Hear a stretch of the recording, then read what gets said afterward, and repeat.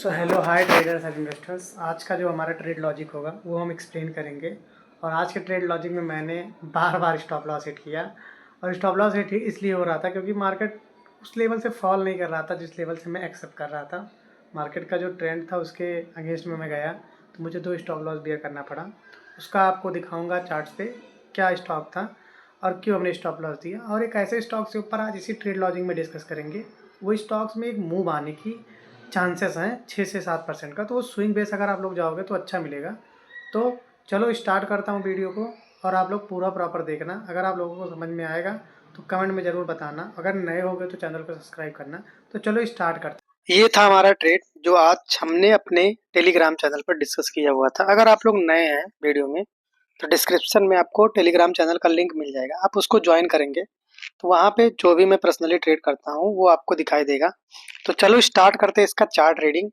देखो हमने पहला टेक महिंद्रा में 2 बार स्टॉप लॉस कटाया तो 224 का कट गया। हमारा क्वांटिटी 15 से 16 था। इसमें एम्फेसिस में हमारा क्वांटिटी 20 के आसपास था। तो ये हमारा एक छोटा सा स्टॉप लॉस कटा था। मेरी एंट्री लेने के बाद थोड़ा 50-60 रुपये प्रॉफिट दिखाने के बाद तुरंत मेरा स्टॉप लॉस एम्फेसिस में कट गया।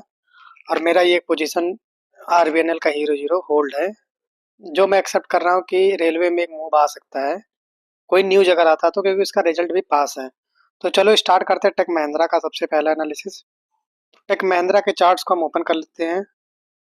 और जब टेक महिंद्रा का अगर आप चार्ट देखोगे तो टेक महिंद्रा पे हमने मार्केट के अगेंस्ट में जाके हमने शॉर्ट्स का पोजीशन बार बार क्रिएट करने का अप्लाई किया। और जब मैं इसको अप्लाई कर रहा था बार बार तो ये कहीं ना कहीं आपको दिखाई देगा ये हमें 2 बार स्टॉप लॉस को हिट किया। इसका चार्ट्स ओपन होते ही आपको क्लियर कट होगा।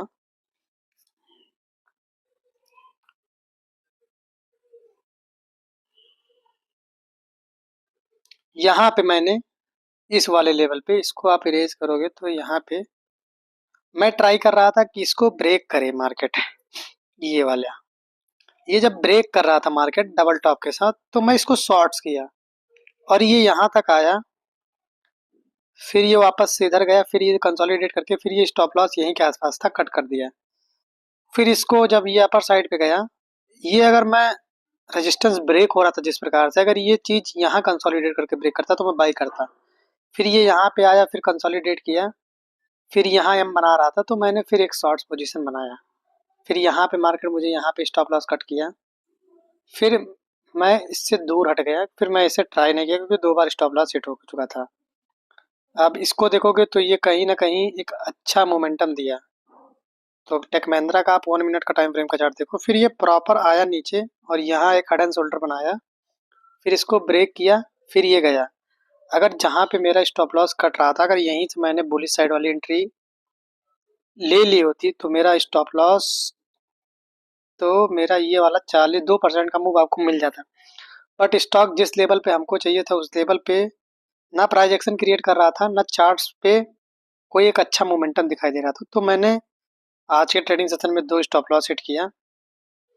और स्टॉप लॉस हिट होने के बाद फिर मैंने एक एम्फेसिस का ट्रेड लिया, फिर वो काम गया नहीं। अगर आप इसका डेली टाइम फ्रेम देखोगे तो डेली टाइम फ्रेम पे क्लियर एक ब्रेकआउट है। अब ये चार्ट्स इंट्राडे के साथ साथ लॉन्ग टर्म के लिए बहुत परफेक्ट है, तो आप लोग अपना एनालिसिस कर लेना।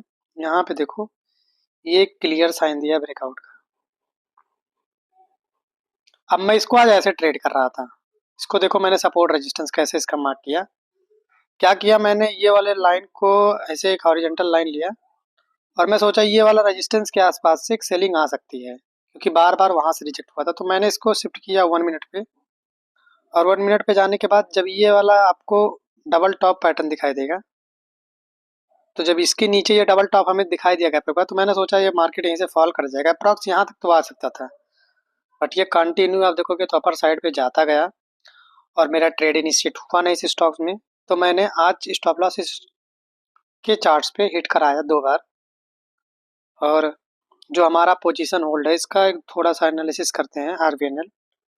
तो आरबीएनएल का अगर चार्ट देखोगे तो स्टॉक कहीं ना कहीं ब्रेक किया है और ब्रेक करने के बाद सेम उसी लेवल के आसपास है जहां पे वो रिट्रेसमेंट देना चाहिए था। एक पैटर्न का जो भी ब्रेकआउट था उसका रिट्रेसमेंट हमें दिखाई दिया। तो इसको देखते हुए मैंने ये वाला ट्रेड होल्ड किया हुआ है। अब इसको मैंने 1 आवर के टाइम फ्रेम पे एनालिसिस किया हुआ है, इसको होल्ड करने का मेरा रीज़न क्या था।